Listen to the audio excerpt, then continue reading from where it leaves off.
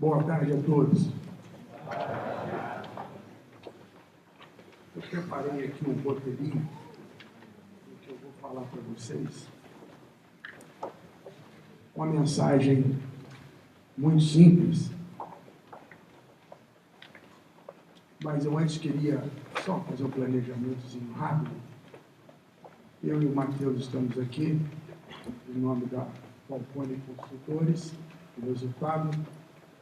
Eu vou falar um pouco sobre alguns aspectos da minha vida, né? Eu vou explicar para vocês já por quê.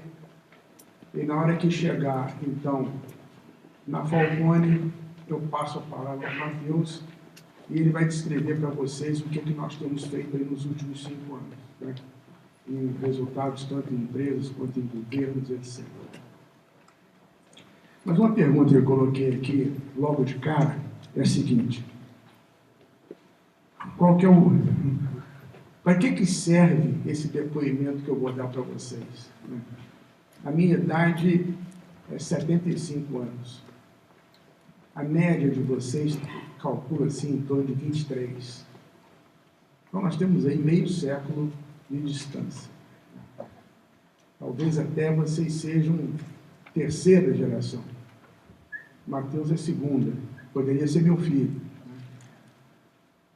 E talvez vocês sejam terceira.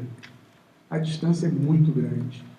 E é muito grande, e eu vou explicar por quê. Não é em grande número de anos, é grande em tudo. Né?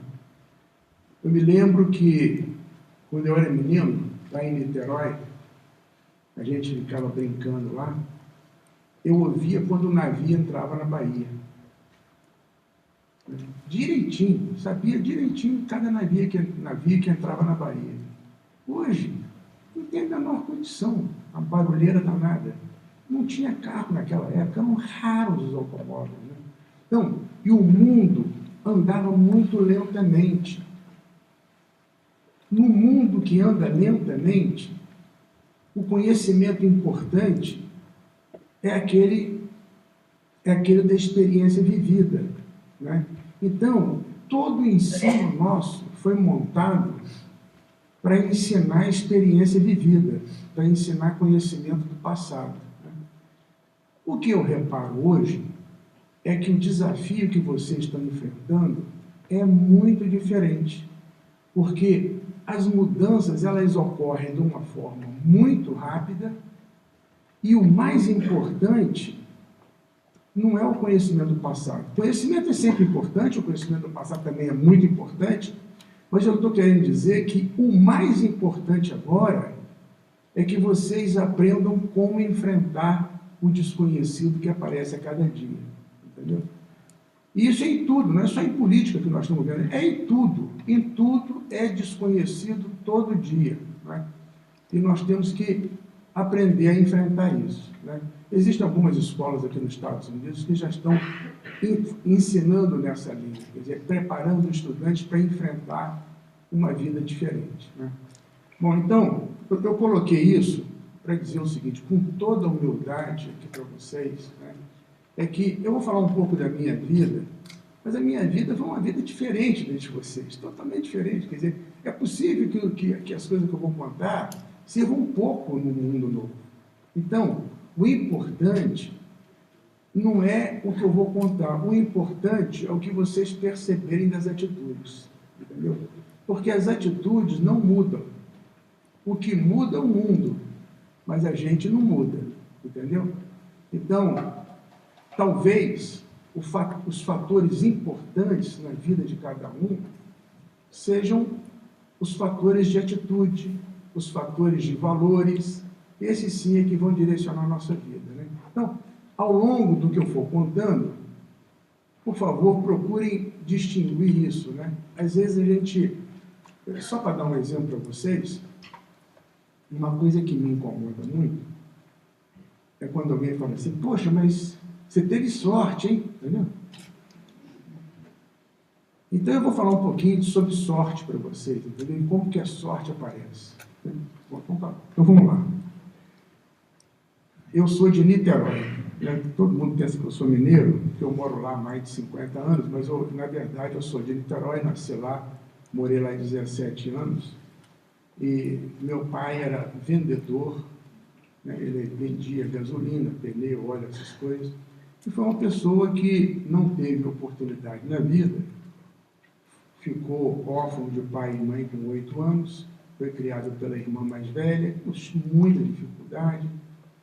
O que ele sabia é o que ele estudava e lia por um esforço muito grande. Nunca completou o curso primário, mas sabia ler, escrever, tinha uma letra bonita e lia demais. Mas, no meu julgamento, porque eu sou fã dele, né, então ele era uma pessoa inteligentíssima, extraordinária. Meu pai foi uma pessoa muito bacana, né? E ele sempre fez muita força para que eu estudasse. Só para dar uma ideia para vocês, com 8 anos de idade eu estava na escola de inglês, entendeu? Naquela época, gente, isso é um negócio assim inconcebível, entendeu? Naquela época, com 8 anos, eu estava estudando inglês.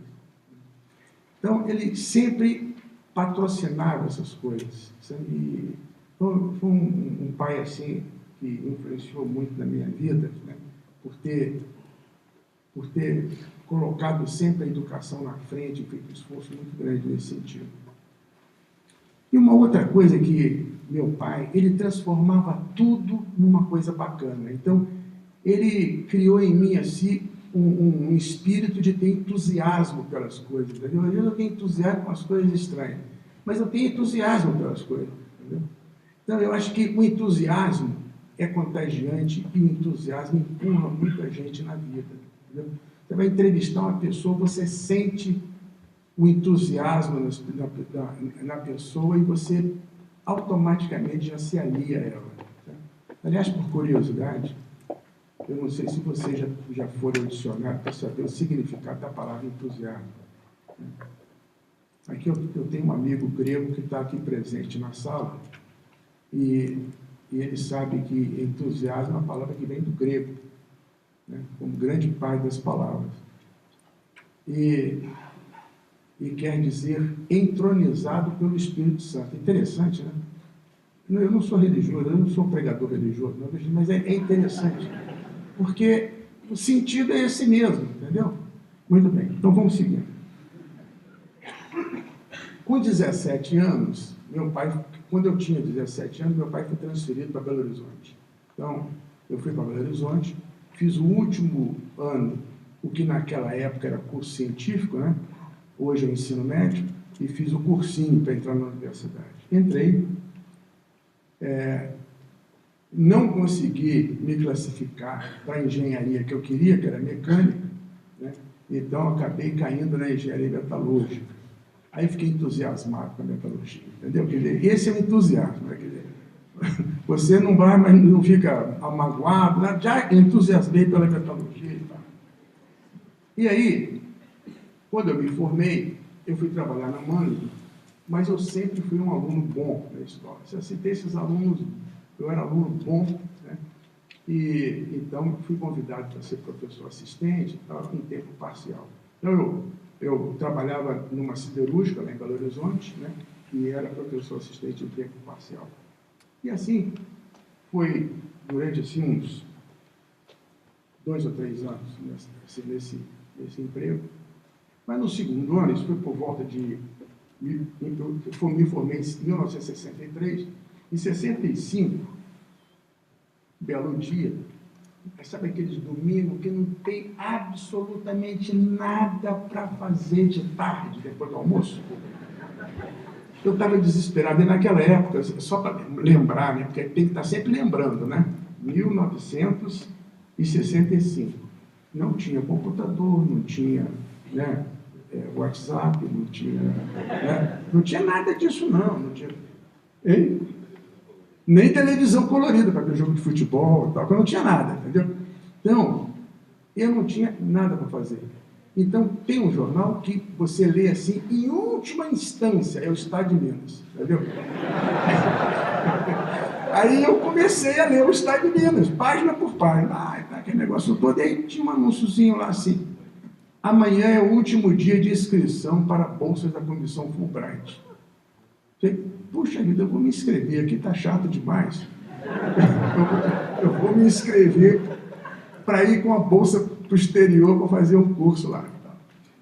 E aí Foi um concurso duro, levou mais de um ano, foram várias interações por escrito, verbal, provas e tal. E no final, era no Brasil inteiro, nós ficamos 2. Né? Aí fui chamado e tal, meu pai ficou muito alegre, né? Minha mãe ficou bem triste e tal. E lá fui eu, nos Estados Unidos, né? Fazer o mestrado em metalurgia na Colorado School of Mines. Né? Aí eu pergunto a vocês, é sorte? Eu ter visto aquele anúncio da Comissão Fulbright e ido segunda-feira lá me escrever, foi sorte? Ou será que o fato do meu pai ter me forçado a estudar inglês e ter falado muito sobre Estados Unidos, quer dizer, isso tudo já fica na cabeça, eu já estava pronto para aquilo ali. Né? Bom, vamos para adiante. Aí, na ida para os Estados Unidos, eu fui, mas o outro companheiro amarelou e não foi. E aí vem mais uma questão. Hoje, viajar para o exterior é moleza. De vez em quando, o Matheus me pega e faz as maldades comigo. Ele me põe no avião, traz aqui para uma reunião, me põe outro avião de noite e me leva de volta para o Brasil, entendeu? Ficou banal viajar, né? Banal. Viemos muito bem, nós viemos ontem, vamos ficar aqui, amanhã de noite nós voltamos. Ficou banal, mas naquela época não era assim. Não era tão banal, era um evento ir para o exterior. Evento, né? Era tudo diferente. Você ia para o exterior, era como se você estivesse lançando um foguete interplanetário, entendeu? Que você não sabia quando você ia voltar. Era assim, conexão, era carta de 10 em 10 dias. Carta de 10 em 10 dias. Quando acontecia alguma coisa assim mais trágica, você mandava um telex. Entendeu? Telegrama, que era sob forma de um tamborzinho rodando assim, aquele negócio. Então eu vim, fiz o mestrado, voltei para o Brasil, passei lá um ano, voltei para cá, fiz o doutorado. E na volta do doutorado, fui ser professor da Universidade Federal de Minas Gerais, continuar a ser, né, professor da Universidade Federal de Minas Gerais durante aí 30 anos, eu me aposentei em 92. Né? Mas teve um fato, olha só como é que são as coisas, teve um fato, eu era professor da universidade, e nós criamos um mestrado em engenharia metalúrgica lá diferente, sabe? Nós fizemos o seguinte, olha, as nossas teses não vão ser feitas na universidade, elas vão ser feitas nas empresas. E criamos programas de mestrado com as empresas siderúrgicas do Estado, do Brasil, né? Várias delas fizeram um programa de mestrado conosco, nós tínhamos muito aluno. Né? E eu orientava teses nas empresas. Ao orientar teses nas empresas, você vai aprendendo a dar consultoria, você entendeu? As coisas vão acontecendo na vida da gente, às vezes nós somos... Não existe, sim, um planejamento de vida, né? Aliás, na apresentação anterior, né, a mesma coisa, né? Quer dizer, não existe assim um planejamento. As coisas, a gente quer fazer, põe um alvo lá na frente, mas muita coisa na vida empurra a gente para outros lados, né? E, muito bem. Então, eu estava lá na universidade e orientando uma tese, né, sobre controle de processo. Nós estávamos fazendo um modelamento matemático de um forno que transformava ferro russo em aço, né, para que as corridas de aço saíssem mais perfeitas e se perdesse menos aço. E o modelo saiu muito bacana, nós começamos a tocar a operação bem melhor do que o manual, que era antes e tal, mas de vez em quando a gente perdia uma corrida, entendeu? E é chato perder uma corrida, né? Aí eu combinei, o rapaz que era estudando nessa até chamava Barreto. Falei, Barreto, vamos fazer o seguinte, todos os fracassos que a gente tiver, nós vamos analisar até descobrir a causa para saber o que está acontecendo. E fizemos assim. Então, acontecia coisas assim, por exemplo, perdemos uma corrida. Vamos saber, e descobrimos. O operador de ponte rolante, em vez de pegar o cesto 10, pegou o cesto 8, que era um outro cesto de sucata, e carregou a sucata errada. Aí, perdemos outra corrida. Vai ver a causa, o departamento de compras trocou o fornecedor de cal e não avisou e nem fez análise, nem nada. Nós estamos usando as análises do fornecedor antigo. Perdemos a corrida. Aí, outra causa, análise de magnésio, está tudo errado. Porque a lâmpada de magnésio do raio-x está desajustada e tal. Aí eu parei e fiquei pensando assim, gente, eu estudei tanto na minha vida, mestrado, doutorado, sacrifício, longe da minha família e tal. Eu cheguei na seguinte conclusão: se não tiver gerenciamento, tudo isso que eu aprendi não funciona tão bem. Tem que ter gerenciamento, tem que ter uma estabilidade do sistema para que as coisas possam funcionar melhor. Aí comecei a me interessar por isso. Olha só, aí eu falei, puxa, tem que ter isso, algum lugar tem que ter isso, né? E comecei a procurar, deparei com normas canadenses do setor elétrico. Eu li aquele, olha só, norma canadense do setor, eu troço mais árido e chato do mundo. Eu li tudo com atenção. Falei, gente, isso aqui é a solução. Tem que ser tudo regulamentado, tem que ser tudo disciplinado, as empresas têm que ser disciplinadas e tal. Aí comecei a me aprofundar naquilo, cheguei nas obras de dois professores americanos, Walter Edward Deming e o Joseph Juran. Aí peguei os livros desse cara, olha, não tinha, outro detalhe, não tinha Amazon naquela época, tá? Não, pode parecer simples, né? Quando chamou os livros, pegou os livros e tal, era a maior dificuldade conseguir livro, a maior dificuldade para conseguir livro. Né? Eu me lembro que uma vez, eu saí de férias com a família, sabe que eu criei o costume na minha família, sabe qual era o ponto turístico nosso? Visitar bookstore de universidade americana, era o nosso ponto turístico, entendeu? E as minhas filhas acabaram acostumando com isso e gostaram, entendeu? E era ali que eu comprava os livros. Bom, e eu andei estudando bastante esse livro sobre esses dois professores, que é o seguinte: quando acabou a Segunda Guerra no Japão, eles foram mandados pelo governo americano para o Japão para ajudar na recuperação das empresas japonesas, entendeu? E o Juran tem uma obra fantástica, também, então eles ajudaram muito lá, e com isso eu passei a me interessar também pelo Japão, entendeu? Muito bem. Aí comecei, eu falei, agora eu quero ir no Japão. O negócio aconteceu, foi lá. Aí batalhei na OEA. Eu não tinha grana para ir para o Japão. Eu tinha que conseguir uma bolsa. Batalhei na OEA. Aí o pessoal falava assim, não, nós te damos uma bolsa, mas você tem que fazer aqui dentro das Américas. Por isso que é OEA, é dentro das Américas, não pode ser no Japão. Mas eu quero no Japão, entendeu? Aí carta para lá, carta para cá, eu quero no Japão, eu tenho que sentar. Alguém deve ter falado assim, dá uma bolsa para esse cara, porque senão ele não para, entendeu? Aí depois de 3 anos de insistência, eles me deram a bolsa, eu fui para o Japão. Em 1984, eu fiz a primeira viagem ao Japão. E eu dei uma sorte, porque eu fiquei conhecendo um professor japonês, que eu ajudei do nada aqui no Brasil. Eu descobri o cara assim, o cara estava meio perdido, perguntei se ele queria ajuda e ajudei o cara. Só que tem que o cara era de família de samurai no Japão, o cara era importante para burro, era professor da Universidade de Tóquio, a Universidade de Tóquio, lá é um negócio assim, entendeu? É um negócio. E ele era chefe de departamento lá, nossa senhora, né? Então o cara organizou minha viagem toda. Eu ia nas empresas siderúrgicas, todo mundo falava assim, você é convidado do professor Câmara, né? Professor Câmara.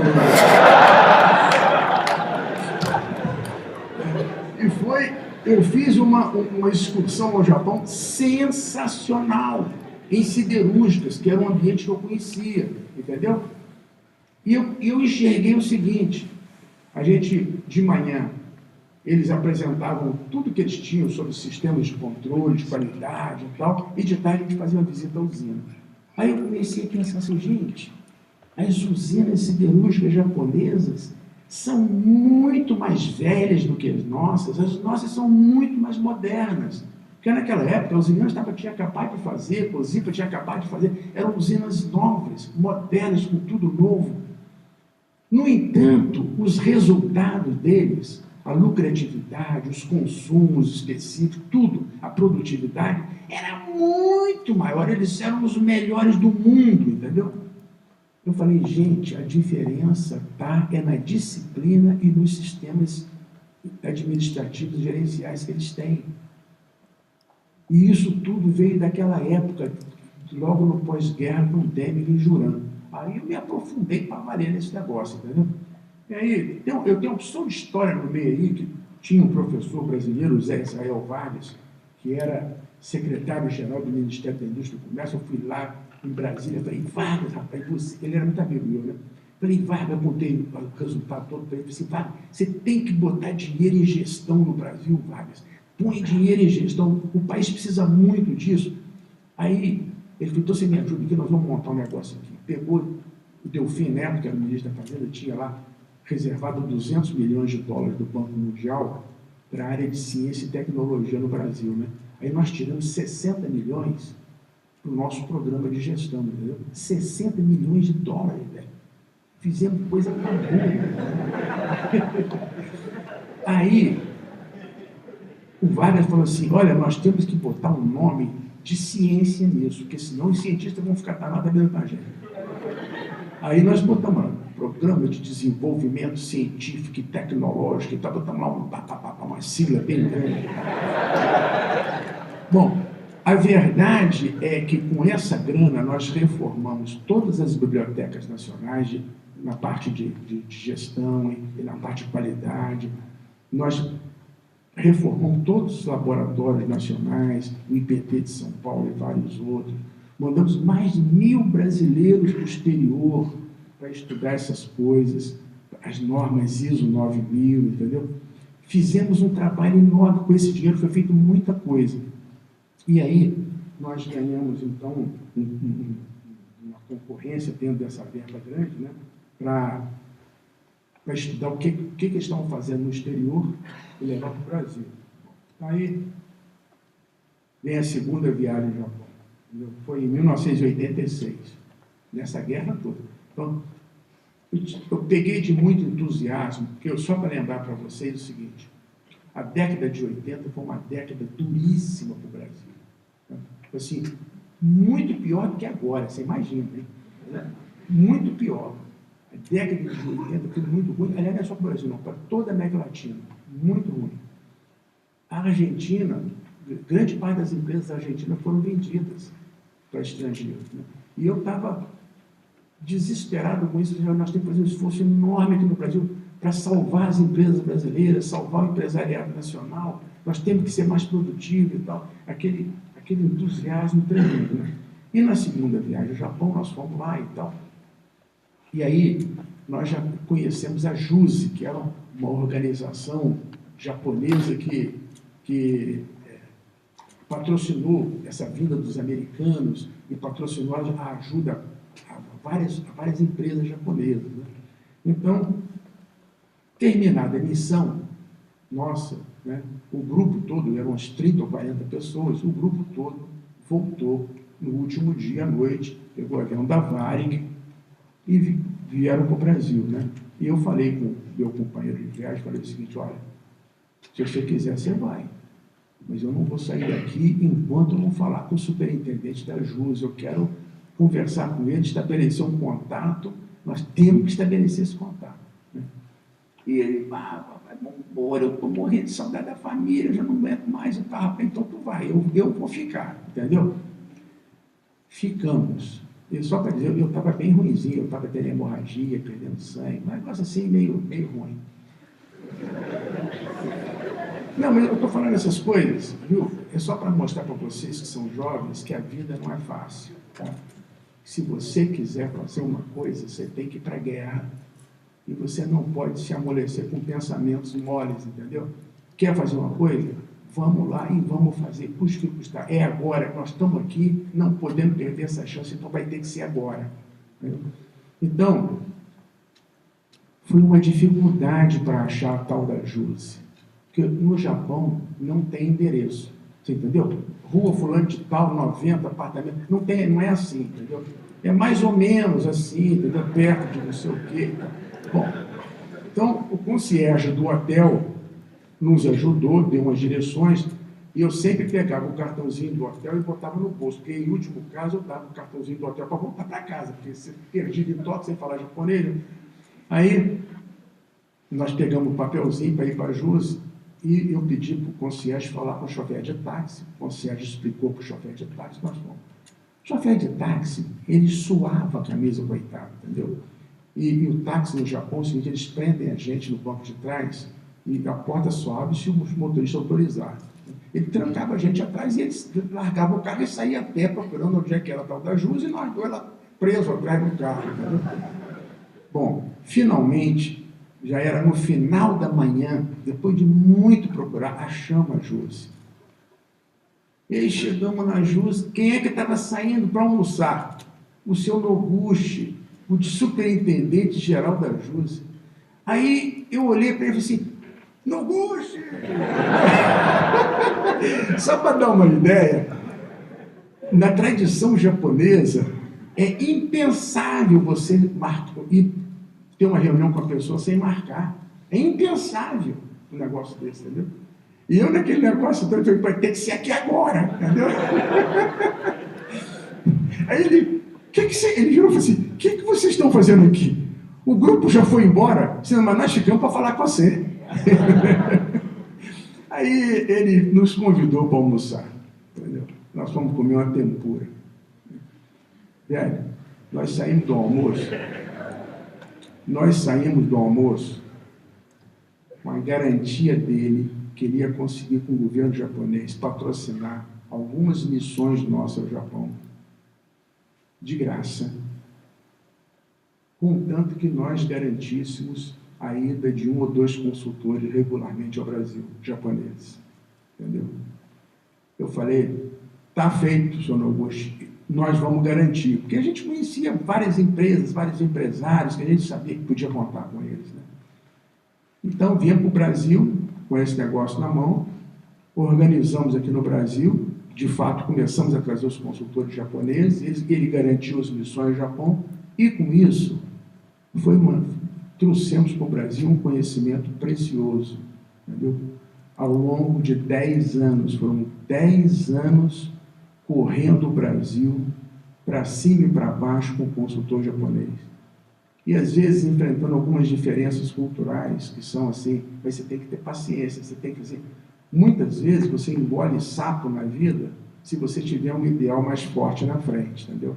O meu ideal é o seguinte, eu sou responsável por trazer esse conhecimento para cá, eu vou trazer esse conhecimento para o Brasil, custe o que custar. Umas coisinhas assim, quer ver? Vou dar um exemplo para você. O senhor Miyauchi, que era um grande amigo desse consultor japonês, e ele era consultor japonês no tempo do Deng, do Juran, lá da Segunda Guerra Mundial. O cara já era bem mais velho e tal. Ele falava comigo assim, Vicente, você me espera às 7 horas da manhã, lá no lobby do hotel. Eu, tá bom. Quando era 5 para as 7, eu descia, mano. Ele já estava lá. Naquele dia ele não conversava comigo. Porque na concepção japonesa, o aluno tem que chegar antes que o professor. São uns negócios assim, entendeu? Então aí você tem que, humildemente, vai, devagarinho, contorne, tal. Então, essas são as coisas do dia a dia, você entendeu como é que é? Então, que a gente tem que vencer na vida. O fato é que nós rodamos 10 anos para cima e para baixo, e nesses 10 anos nós fomos aprendendo essas coisas, aprendemos fazendo, no dia a dia ali, entendeu? Fazendo as coisas junto com os japoneses e vendo como que as coisas funcionavam, quais eram as dificuldades, etc. Foi daí que eu escrevi grande parte dos 6, são 6 livros, mas 5 foram escritos nessa época e 1 foi escrito bem depois. Agora vem a questão dos livros. Quando eu fui escrever os livros, aí vem aquele conceito, sabe? Aquela responsabilidade, aquele ideal. Isso aí não muda com o tempo, né? Eu sabia que eu era a pessoa que tinha que trazer para o Brasil aquele conhecimento. Eu tinha essa responsabilidade. Outra coisa, eu não podia errar. Porque se eu colocasse uma coisa errada no livro, aquilo ia se multiplicar várias vezes. Então, foi uma guerra escrever esses livros. Eu tinha referências de literatura japonesa e de literatura americana. Mas você, para traduzir do japonês para o português, a estrutura das frases é toda diferente, terminologia é tudo diferente. Foi uma guerra. E muitas palavras nem existiam. Nós tivemos que criar lá no Brasil para poder assim, usar outras palavras do português para poder dar sentido para a coisa. Né? Não foi fácil. Mas o fato é que, só para dar uma ideia, depois que eu terminei um dos livros que eu entreguei, fui para casa com 40 graus de febre, uma hemorragia, fui parar no hospital. Né? É tanto estresse para escrever a coisa. Mas uma coisa eu fiz também. Submeti esse livro a várias leituras de várias pessoas, checa. E, gente, não pode ficar nada errado, não pode ficar conceito nenhum fora do que é e tal. Então, os livros estão aí, estão circulando até hoje, né? São usados pelo Brasil inteiro. Às vezes, já houve caso de eu chegar num restaurante, né? Estou lá almoçando com a minha mulher, está na hora de pagar a conta, ele é um dono do restaurante, não, professor, o senhor não vai pagar a conta, não, eu devo muito a esse livrinho aqui, que eu estudei desse senhor. Puxa vida, até em restaurante o pessoal está usando. Então, eu acho que o Brasil pode estar mal de política, mas de gestão nós estamos bem. As empresas brasileiras vão bem de gestão. E talvez seja por essa capacidade gerencial do gestor brasileiro é que muitas empresas nossas continuam de pé lá firmes até hoje, várias vindo para o exterior, porque o nosso gerenciamento, de uma maneira geral, nas empresas brasileiras, é muito bom. A atitude do brasileiro, né? O entendimento dos conceitos básicos de gestão é muito bom. Né? Eu acho que, nesse ponto, nós fomos, todos nós, muito vitoriosos. Mas, em 91, houve o governo do Collor. Você está controlando mais ou menos o tempo? Está tranquilo? Uma das minhas funções aqui de estagiário é controlar o tempo. Me apresentaram como presidente da Falcone, mas na verdade eu sou estagiário dele assim.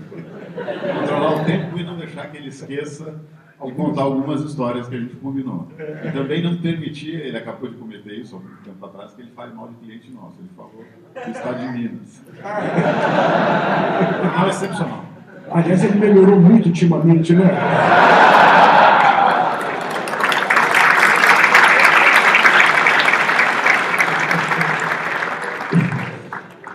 Mas em 91 entrou o Collor, e o Collor abriu os portos. Quando abriu os portos, acho que ele abriu até muito rápido, sabe? Foi uma explosão de demanda de gestão no Brasil. Os nossos cursos que a gente dava lá, porque nós estávamos funcionando dentro da universidade, nunca pensamos em abrir uma empresa. Nós funcionávamos na fundação da universidade, nunca pensamos em abrir empresa, nunca pensamos em ganhar dinheiro. O nosso sonho era realmente levar aquela arma incrível que é a gestão para o Brasil. Entendeu? E aí, nós dávamos cursos lá dentro da universidade sobre gestão, esse material dos japoneses. Aquilo era assim, sala lotada, curso atrás de curso, sala lotada, deputado telefonando, pedindo vaga para protegido deles, depois dessa natureza, entendeu? Tal era a explosão de demanda naquela época. Bom, foi um espetáculo, a década de 90, esses conceitos disseminaram nas empresas brasileiras, foi um espetáculo. Em 91, entrei para a Brahma. Agora, aí tem um detalhe que na hora do almoço o Matheus me lembrou. Quando eu tirava umas fériasinhas e pegava minha família, eu gostava muito de vir aqui para os Estados Unidos. Eu tenho, uma das minhas filhas nasceu aqui, 2 netinhas minhas nasceram aqui. Eu gosto muito desse país aqui, né? Então a gente vinha para cá e um dia eu estava passando aí num lugar, eu vi lá umas revistas, Newsweek, né? Estava lá, qualidade nos Estados Unidos e tal. Eu falei, gente, que bacana, poxa. Uma revista de grande circulação nacional, colocar na capa o assunto da qualidade, né? Eu comprei alguns volumes da revista e mandei para algumas pessoas. Entre elas, a ministra Dorothea Werneck, né? Mandei para ela, falei assim, ministra, olha só, nos Estados Unidos já estão fazendo assim, vamos criar um programa de qualidade. E ela criou o programa de qualidade no Brasil e tal, né? Muito bem. Naquela época era tudo tabelado, o Marcel Teles da Brahma foi lá em Brasília para pedir aumento de preço, ela falou, vocês empresários vêm pedindo aumento de preço, vocês têm que procurar produtividade também. Marcel, procura o Falcone lá em Belo Horizonte. Ele procurou no mesmo dia, ele estava em Brasília e veio com o avião dele, desceu em Belo Horizonte e foi direto lá. Apareceu lá de calça jeans e camiseta. E aí nós começamos a estabelecer um relacionamento. Acabei que eu fui ser consultor lá na Brahma em 91. Né? Logo assim, foi 1 ano e meio depois que eles compraram a empresa. Em 97, eu entrei para o conselho da Brahma. Foi o primeiro conselho da Brahma. Eram os 3 e eu. Aí eu pergunto assim, foi sorte? Você entendeu, né? Aquilo, quer dizer, eu mandei aquela revista para a Dorothea, né? Talvez a revista tenha feito ela lembrar de mim na hora que ela falou com o Marcel. Quer dizer, as coisas na vida, elas acontecem assim, né? Mas acontecem porque você teve ideal, teve boa disposição, marcou as pessoas, e assim as coisas vão acontecendo. Não é sorte, é acontecimento, e vai acontecer com todo mundo. Só que acontece quando você toma a iniciativa de fazer as coisas, né? E não ficar esperando que as coisas aconteçam, né? Então, a minha associação com os 3G, né? Que são os 3 sócios da Brahma na época, o Jorge, o Paulo, o Marcelo e o Beto, acabou que eu desenvolvi uma grande amizade com eles, né? E 2 deles, que é o Beto e o Marcel, são do conselho da Falcone hoje. Aliás, eu sou do conselho também, mas o Marcel é mais antigo no conselho do que eu, né? Ele já é há mais tempo, desde o começo que ele é do nosso conselho. Lá, desde a época de fundação, ele já era do conselho, né? Então, hoje eles estão conosco, né? Agora, a presença deles é muito positiva, e eles não são assim, um conselheiro distante, uma reunião uma vez por ano, não, eles participam conosco, estão presentes em alguns clientes nossos, né? Agora o Matheus vai selecionar os sócios esse ano, os sócios desse ano, o Marcelo e o Beto estão na comissão de seleção de sócios, vão ajudar o Matheus a selecionar os sócios, quer dizer, essas coisas assim que acontecem porque você construiu esse relacionamento do passado, né? Então essas coisas são importantes na vida. Eu estou no conselho de lá até hoje, né? Já estou há 19 anos no conselho, agora estou no conselho da Ambev, há 19 anos. Mas em 98 teve uma crise lá na UFMG, e nós tivemos que sair da universidade, que tem um movimento nosso de gestão, tivemos que sair daqui. E montamos uma outra fundação aqui fora. A gente não acreditava que tinha que ser empresa, né? Tinha que ser um negócio assim, de espírito público, entendeu? Tinha que ser uma missão de melhorar o país, então não podia ser uma empresa para ganhar dinheiro. Esse era o raciocínio, entendeu? O raciocínio era esse, não era de empresa. Aí, no ano de 2002, veio o novo Código Civil, que simplesmente proibia fundações de vender qualquer coisa. Aí, o nosso conselho disse, não, então, brigar com o governo nós não vamos, então, vamos criar uma empresa. Foi aí que nós criamos uma empresa. Depois de muita relutância, foi criada uma empresa em 2002, por causa do novo Código Civil, né? E começamos a trabalhar. Mas em 2001, houve um evento muito importante, que aí você começa a sentir como que você realmente pode ajudar um país em grande escala, né? Com algumas ideias e muito esforço, né? Em 2001, o Brasil teve uma crise de energia. Os Estados Unidos, aqui na Califórnia, também teve, só que tem que a crise americana era uma crise de pico. Não tem problema nenhum crise de pico. A nossa não, a nossa crise era uma crise mesmo. Como é que era a crise brasileira? 95% da produção de energia elétrica brasileira, na época, era hidráulica. Hoje ainda é muito, né? Mas na época, 95% era hidráulica. e naquele ano choveu pouco. Ou seja, o nível das represas significa energia estocada, é como se fosse uma pilha. Se você acaba com essa água, o apagão é definitivo. Não, é diferente daqui. Aqui era pico. A luz cai, daí uma hora ela volta, quando sai do pico. Lá não, lá seria definitivo. Então é uma coisa muito grave, né? Numa sexta-feira, o Pedro Parente, que era na época o ministro da Casa Civil, me telefonou lá para casa. Falcone, nós estamos com uma crise seríssima no governo federal, crise de energia, eu preciso da sua ajuda. Você topa vir para cá? Pois, não tem nem dúvida, segunda-feira de manhã estou aí. E eu falei com ele, olha, eu quero usar o PDCA, vai ter que ter meta, então pode deixar que nós vamos usar. Então, e assim foi feito, né? Vocês não imaginam o que aconteceria com o Brasil se houvesse um apagão generalizado. Vocês nem imaginam. O Exército fez um estudo detalhado da situação, né, do que ia acontecer hora a hora, dia a dia. Né? Assim, uma tragédia, seria uma tragédia da humanidade o que ia acontecer no Brasil. E aí o Exército chamou todo mundo, e nós tivemos que guardar segredo dessas coisas todas, né? E ficou todo mundo muito imbuído da gravidade da situação, inclusive das coisas que tinham que ser feitas. Né? Nós colocamos uma via aberta, aí na segunda-feira de manhã eu falei assim, quanto que nós temos que economizar? Ninguém sabia.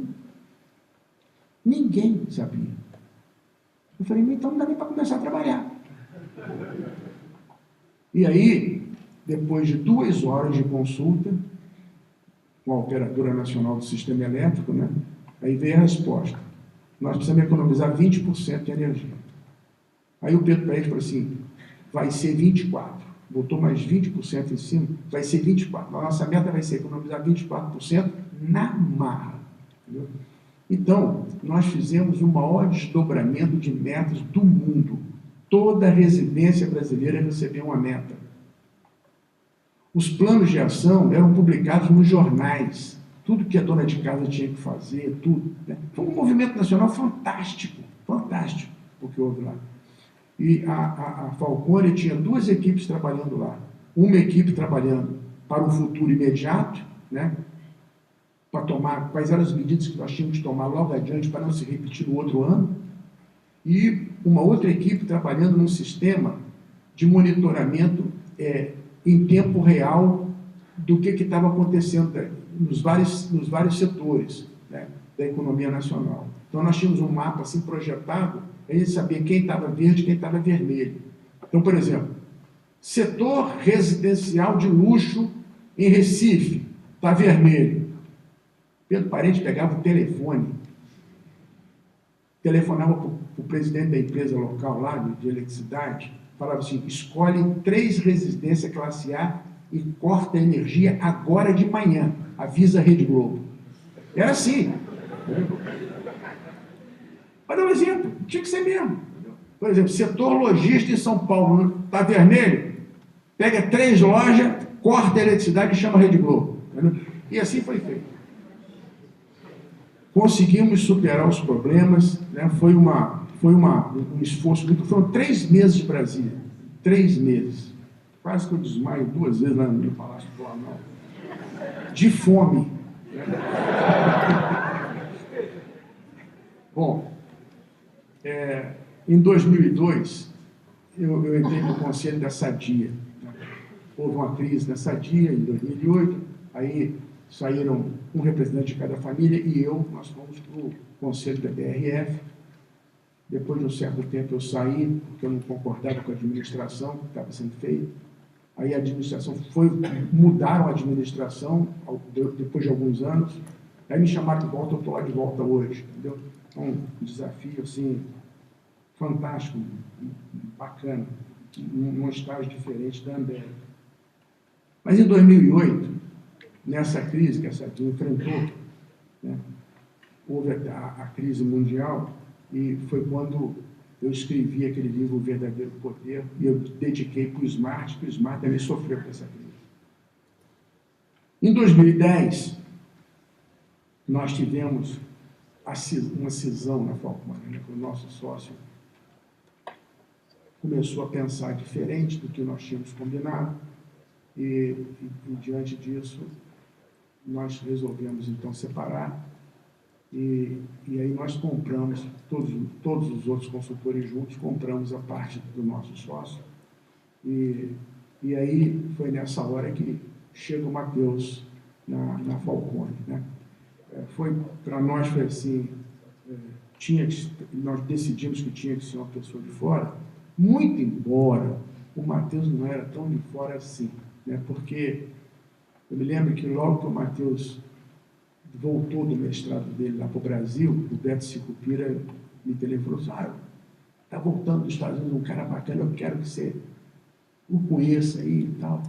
E aí nós marcamos um almoço lá na Sadia, que era um dia de reunião do conselho lá. Aí almoçou eu, o Matheus e o Walter Fontana, que era o presidente da Sadia na época. Foi quando eu conheci o Matheus. Eu achei ele um cara muito bacana, né? Aí comecei a acompanhar a vida do Matheus, entendeu? E eu sempre falava: pô, esse cara ainda vai acabar sendo presidente nosso aqui, esse cara é fera. Depois ele foi cliente nosso. E aí, no governo, que ele era secretário de Estado lá no Rio Grande do Sul, né? E nesses governos é tudo lento e tal, mas na área dele era tudo depressa, entendeu? Eu falei: puxa, esse cara é bom, né? E aí, realmente, quando veio a cisão, então, o Beto Sicupira e o Jorge Gerdau, que são grandes amigos nossos, né, abordaram o Matheus e trouxeram eles para cá. Bom, eu agora vou passar a palavra para o Matheus, para ele falar com vocês assim, do ponto que ele pegou o bastão aí para cá, que são 5 anos de trabalho. A Falcone está modificando muito, nós estamos com novos sonhos, novos ideais, temos feito coisas sensacionais, mas eu só queria deixar para vocês aqui, diante de todo esse quadro que a gente vive no Brasil, uma coisa que é assim, muito séria. Se eu olhar para trás da minha vida, puxa vida, o que foi realmente bom, né?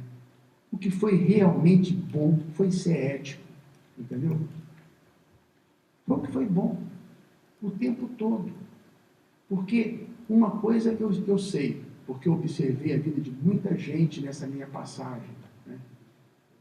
Todos aqueles que tiveram desvios foram tornando o seu futuro mais difícil. As portas vão fechando, você dá um desviozinho aqui, outro desviozinho. Eu não estou falando só corrupção, não. Desvio ético de qualquer natureza, entendeu? As pessoas vão percebendo, a sua vida vai ficando difícil. A melhor coisa que vocês podem fazer ao projetar a sua vida é ser ético. E ser ético é muito simples. Quando você estiver diante de uma dúvida, pergunta assim: eu vou prejudicar alguém, algum semelhante meu, agora ou no futuro? Não. Então tá bom, vai em frente que é bom, entendeu? Mas se você achar que vai prejudicar, não faz não, companheiro. Não faz, porque vai ser muito ruim para o seu futuro. Então, com essa mensagem, eu queria passar então para o Matheus, para ele falar um pouco sobre os nossos projetos aí.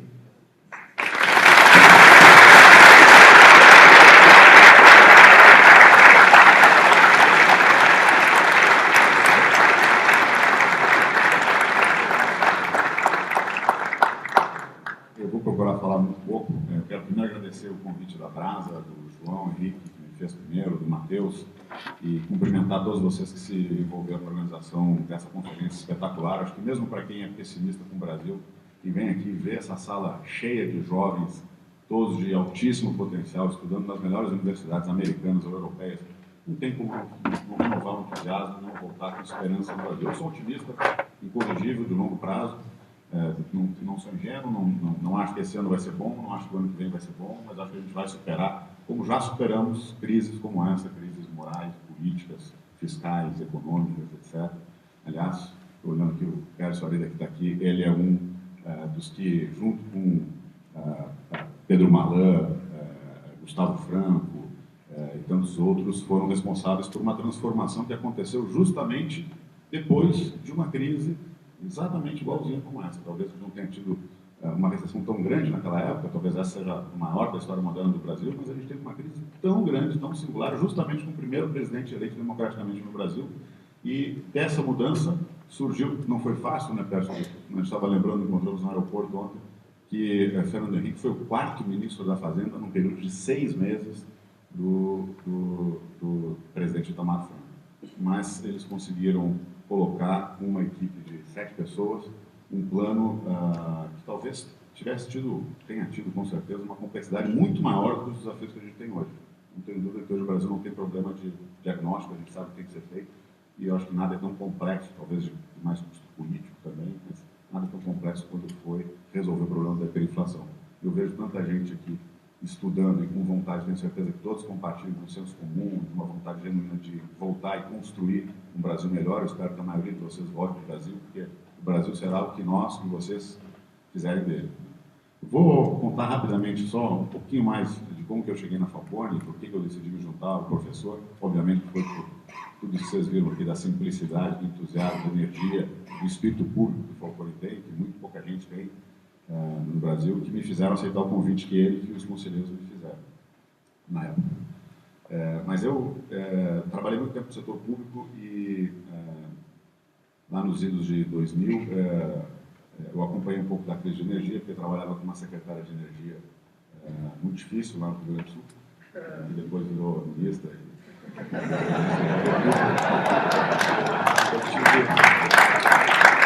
tivemos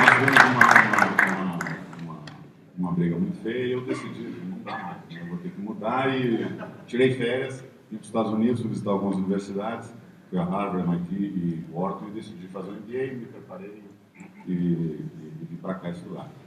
E eu não tinha muita ideia do que, lembrando que a Angela falou do planejamento de vida, o Falcone também, eu não tinha muita ideia do que fazer, aliás, não tinha nenhuma ideia do que eu ia fazer. Eu me lembro que o Wharton é uma escola de finanças, muito forte de finanças, 40% da turma que vai para lá vem ou vai para banco, outros 40% para consultoria, e 20% qualquer coisa, e ninguém dentro do setor público. Só tinha, em 800 alunos, tinha eu e uma pessoa do Banco Central japonês que tinha vindo do setor público. Então, a gente era um animal diferente no meio de todo mundo. E eu lembro que uma vez eu estava com alguns amigos conversando sobre o que fazer no futuro, a gente ia fazer um career track no Brasil, e um deles estava com uma camisa cheia de frases lá e dizia assim, uma das frases, "Only losers work for the public sector." Aí ele me pergunta, essa pessoa me pergunta, meu amigo me pergunta, vai fazer o quê? Eu não sei o que eu vou fazer, eu tenho certeza do que eu não vou fazer. Eu não vou para banco nem para consultoria. Eu acabei numa consultoria e antes da consultoria num banco.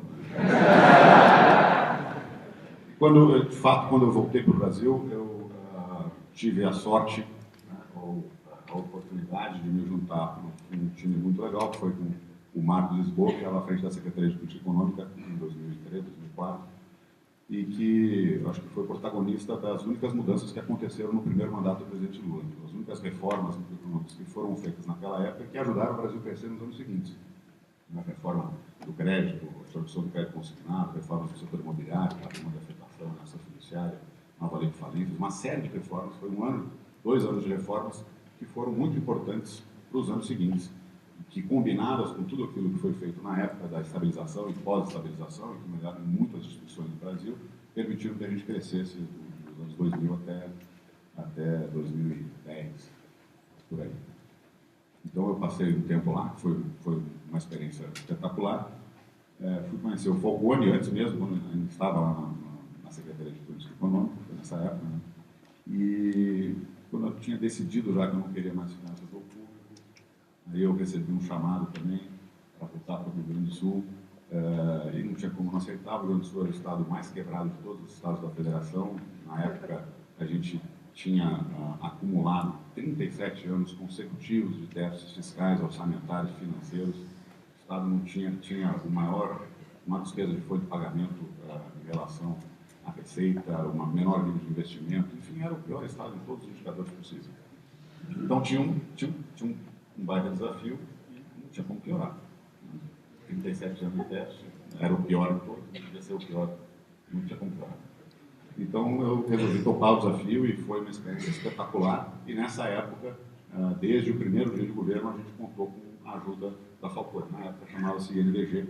A gente fez um trabalho na receita, na despesa, reestruturação de vários órgãos do Estado. Foi um trabalho espetacular. Em 1 ano e meio a gente conseguiu fazer a virada e nós fizemos 3 anos de superávit no governo.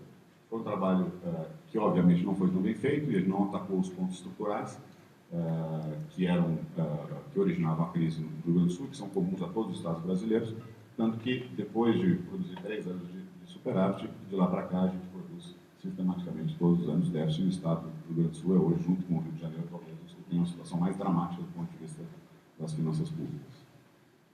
E nessa época, então, quando eu já tinha saído da secretaria, fui presidir o Banrisul e o Falcone, o Beto e o Jorge, na verdade, que me ligaram primeiro, me convidaram para conversar. Eu tinha acabado de chegar no banco, não tinha como sair de lá. Isso é muito bacana, legal, mas não tem como fazer isso. Eu acabei de chegar aqui, tenho um compromisso.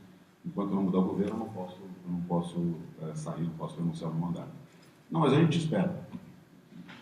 Vamos conversar lá na frente. Não, a gente espera, tem que fechar agora. Depois eu fui entender por que tinha que fechar.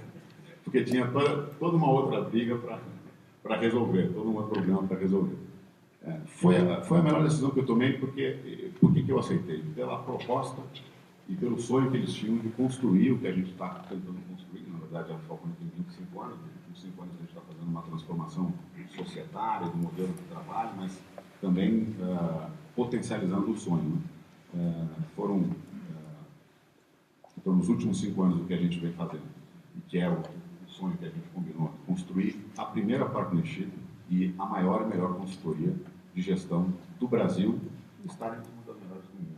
Então, a gente certamente hoje já é a maior consultoria do Brasil, acho que, sem dúvida nenhuma, talvez seja também a da América Latina. A gente já teve 1.100 consultores, hoje nós somos um pouco menos, em torno de 800, mas fazendo mais do que a gente fazia antes. A gente também contratou a Falcone para melhorar a nossa produtividade.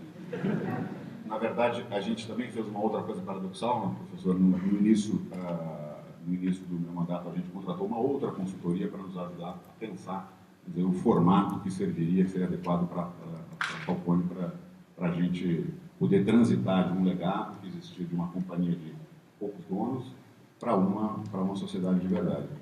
E a outra coisa que também foi um apelo muito grande para mim, eu sempre tive vontade de construir alguma coisa que tivesse um impacto maior do que algo apenas para mim mesmo.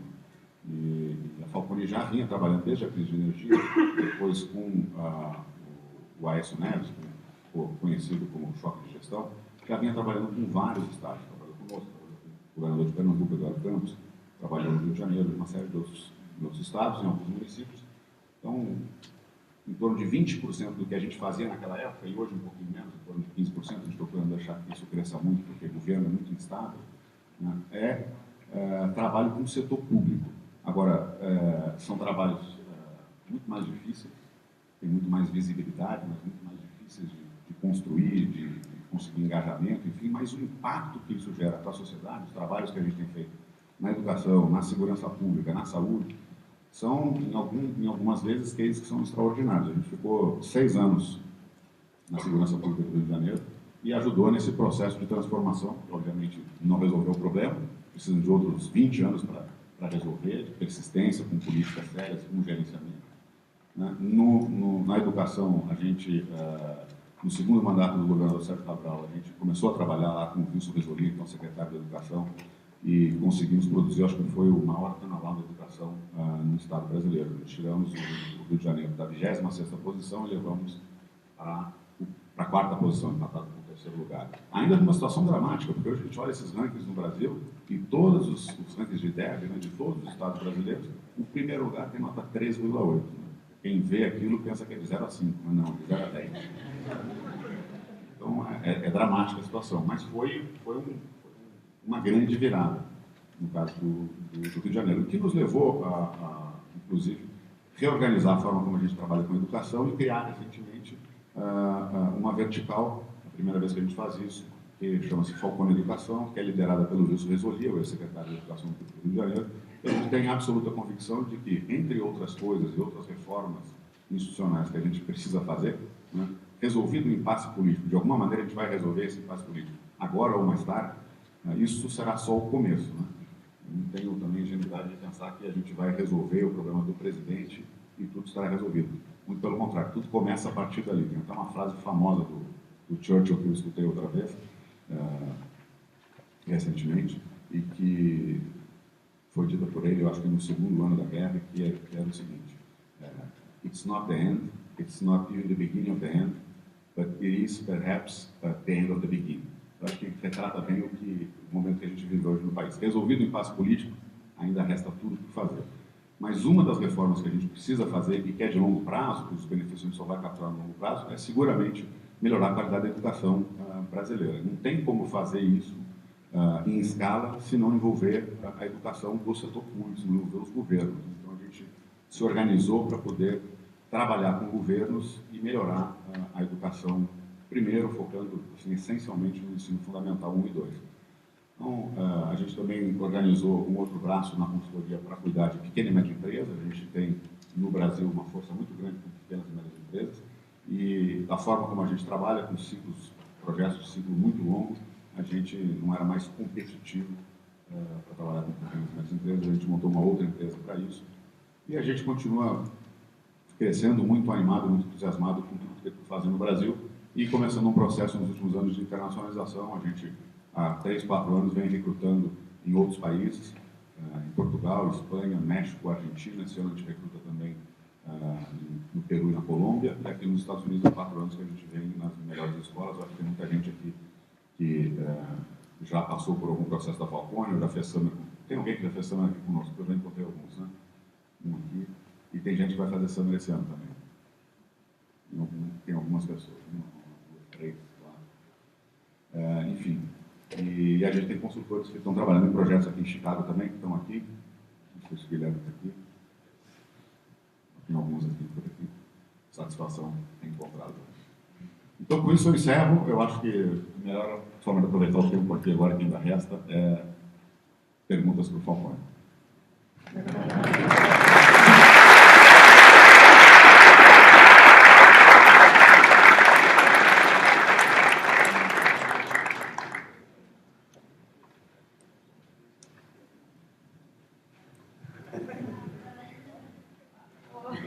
Estou aqui.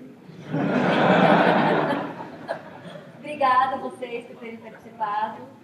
Foi ótimo ouvir você, que é uma pessoa que os jovens aqui, né, admiram tanto. Então, obrigada por compartilhar a sua história. Muito obrigada também. E agora a gente vai fazer uma pausa de 30 minutos para um cafezinho. Volta ali. Bom, pelo que eu sabia, as perguntas eram entre vocês, né? Essa foi a orientação que eu recebi aqui. Ok, então como é que eu faço a direção? 3 perguntas, pessoal. Vai, vamos lá.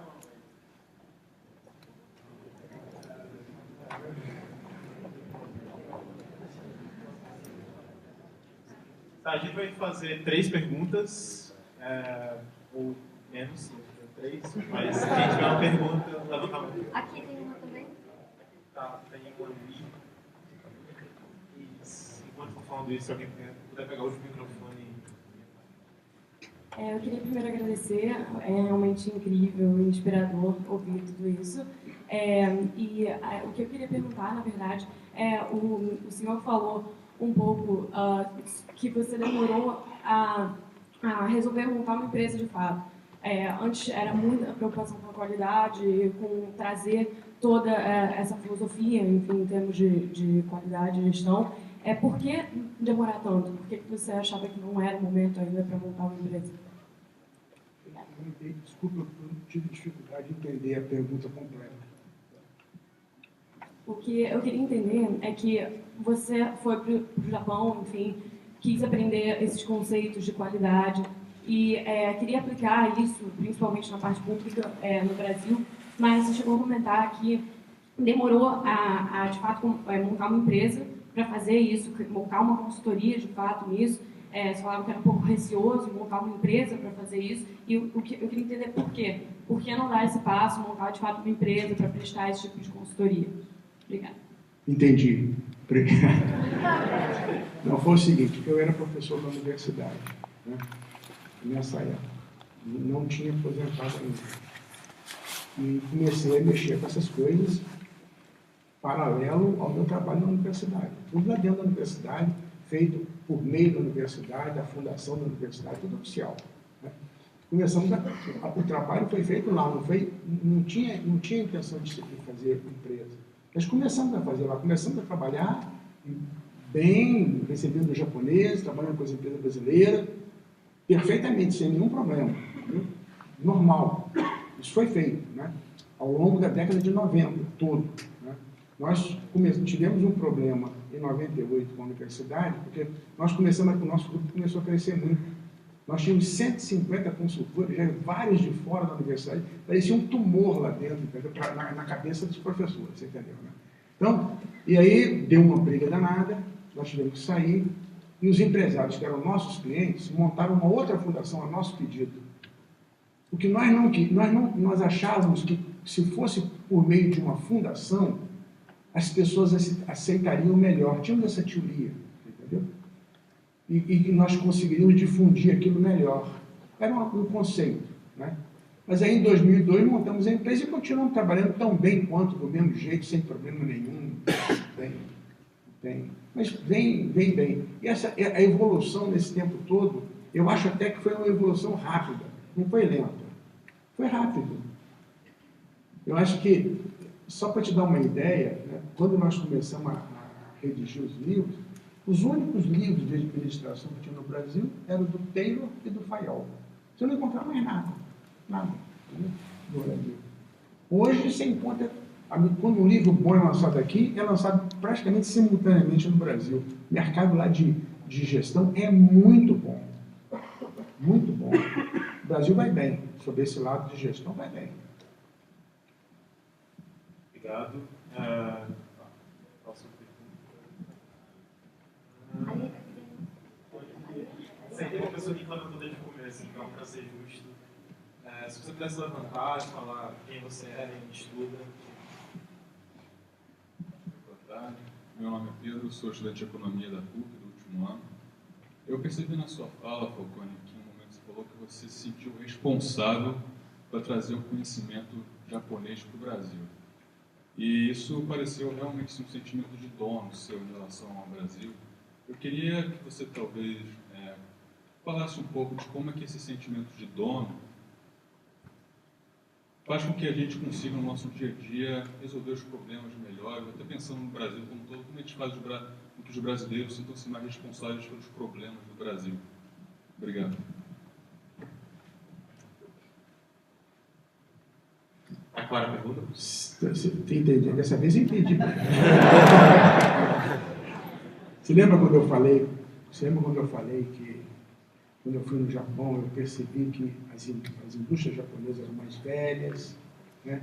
Mas que, no entanto, eram muito mais produtivas do que as nossas? E aí eu percebi que aqueles sistemas de gestão, sistemas de qualidade bem instalados, com treinamento pessoal, disciplina, fazia toda a diferença. Cheguei à seguinte conclusão: puxa vida, se nós conseguirmos levar esse negócio para o Brasil e difundir, nós podemos mudar o país. E aí começamos a trabalhar. Muito bem. Foram nomeados 4 pessoas para redigir os textos do material que chegava e que a gente trabalhava. 4 pessoas. Quando terminou o prazo da primeira entrega, dentro de um contrato que nós tínhamos com o governo, a minha parte tinha 186 páginas. E as outras partes eram assim, 6 páginas, 3 páginas. Teve um cara que entregou 1 página. Entendeu? Teve um cara que entregou mais páginas, né? Mas com algumas cópias xerox de colagem, e não teve tanto cuidado, repetiu colagem, então tinha a mesma frase se repetida 2 vezes, entendeu? Coisa mal feita.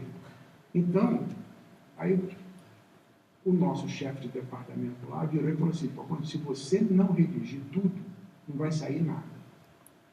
Então, eu não tinha contado esse detalhe, ninguém me interessava. Né? Então eu falei assim, poxa, então tá bom, então vai ser eu, entendeu? E era o que tinha para escrever na época, para redigir os textos e para assimilar esse conhecimento, era eu. Então, fui para o palco. E precisava ser feito. Né? Foi feito. Né? Foi uma pauleira. E era assim, viajando naqueles aviões da VASP, da Varig à noite, chegando nos hotéis assim, 10, 11 horas da noite, no outro dia, cedinho, 7 horas da manhã, ele veio pegar lá e aí viajar, e palestra, e não sei o quê, e visita a empresa com japonês e tal. E era assim, velho. Né? Sem parar o tempo todo. Né? Só ia em cada final de semana, trocava a mala, pegava outra mala e ia embora. E assim foi durante alguns anos. Mas eu acho que valeu a pena. Eu acho que valeu a pena. Do ponto de vista gerencial, nós estamos bem. O Brasil é um país bacana. Entendeu? O Brasil, assim, não tem nenhum... Eu estou lá no conselho da BRF e nós estamos investindo muito no exterior. Né? Então, a gente faz análise de investimento e tal. Não é tão fácil você encontrar bons países para investir no exterior. Não é assim tão fácil. Agora, o Brasil é bom demais. Entendeu? Se a gente tomar juízo um pouquinho na política, der uma arrumadinha ali, esse país explode. Entendeu? Se for levado com seriedade, explode. E está na hora boa, né? Eu conjugo com essa ideia do Matheus, está na hora boa, porque se a gente conseguir dar uma virada, a gente pode fazer todas as reformas estruturais que tem que ser feita, que nos prepara aí para desenvolver os próximos 50 anos. Eu estou muito entusiasmado com você. Pessoal, tem uma última pergunta para o Matheus Bandeira. Tem um aqui, ó. Eu vou perguntar.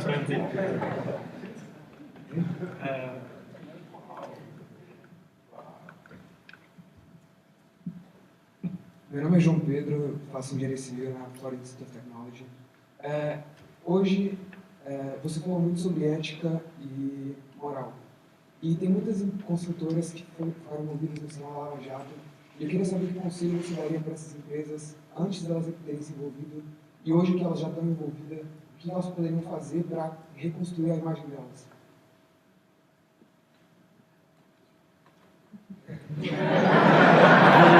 Você entendeu a pergunta? Boa pergunta. Não, essa eu entendi. Essa eu entendi. Olha, primeira coisa, vamos separar empresa de pessoa física. Né? Uma empresa tem, uma grande empreiteira, por exemplo, tem 20 mil funcionários, 30 mil, 40 mil. Né? Tem pessoas lá dentro que nem sabem que essas coisas acontecem. Entendeu? Tem departamentos técnicos lá com centenas de engenheiros que não participaram de nada disso, são técnicos puros. Agora, essas empresas são um tesouro para o país. Você não consegue montar uma empresa da noite para o dia. Uma empresa é uma acumulação de conhecimento ao longo dos anos. Você, para ter uma Odebrecht, leva anos e anos para ter aquela competência montada lá dentro. Entendeu? Você tem uma André Gutierrez, você leva anos e anos e anos. Então, quem tem que ser punido são as pessoas físicas que acharam por bem vender projeto daquele jeito. Entendeu? Mas não a empresa. Para mim, a empresa é pura. E nós temos que fazer um esforço tremendo para manter essas empresas. Pior seria se a gente realmente as excluísse, entendeu? Eu acho que é uma medida errada. A empresa não tem nada a ver com a história. A empresa é empresa. A empresa não pensa, entendeu? A empresa é uma máquina. Agora, quem tem que ser punido são as pessoas que fizeram, né? E as pessoas estão aparecendo e estão sendo punidas, na minha opinião. Mas as empresas não, né? São as riquezas que nós temos no país. Você já pensou se você, de repente, fechar todas as nossas empresas? Como é que vão fazer? Para fazer grandes obras. Não tem competência para fazer. Esse é que é o problema. Então, agora, tem a segunda parte da pergunta. Né? Olha, eu já convivi durante anos e anos em empresas que zelam pela ética. Né? Uma das coisas é o seguinte, você tem que ter seus valores bem definidos e você tem que dar. Valor não é uma coisa que você coloca num pedaço de papel, prega na parede e esquece lá. Não pode ser assim. né? Valores você tem que discutir todo dia. Dar feedback, responder e-mail mal. Lá na Falcone, o pessoal fala que lá vem a falconada. Quando eu acho ruim com uma coisa, eu dou uma falconada. Eu falei, isso aí não é um dos nossos valores, isso não está indo bem, entendeu? Outro dia desse, o Matheus me mandou um e-mail, falou, dá uma falconada aí, que esse negócio aqui é para ajudar ele, coitado, porque ele também briga muito lá, né? Então, a gente tem que estar o tempo todo falando e o tempo todo. O ser humano é assim, né? Então, as pessoas vão falando com feedback, dando feedback, falando, não faz isso aí, olha aqui, ó, isso aí não está dentro dos nossos valores. Simplicidade é um dos nossos valores. Você está sendo muito enrolado. Vamos ser simples. O simples já é difícil a gente implantar, faça ideia, coisa enrolada. Quer dizer, você tem que estar o tempo todo falando, né? O tempo todo com as pessoas. E qualquer desvio mais grave tem que ser imperdoável. Com a pessoa, não com a empresa. Desligado.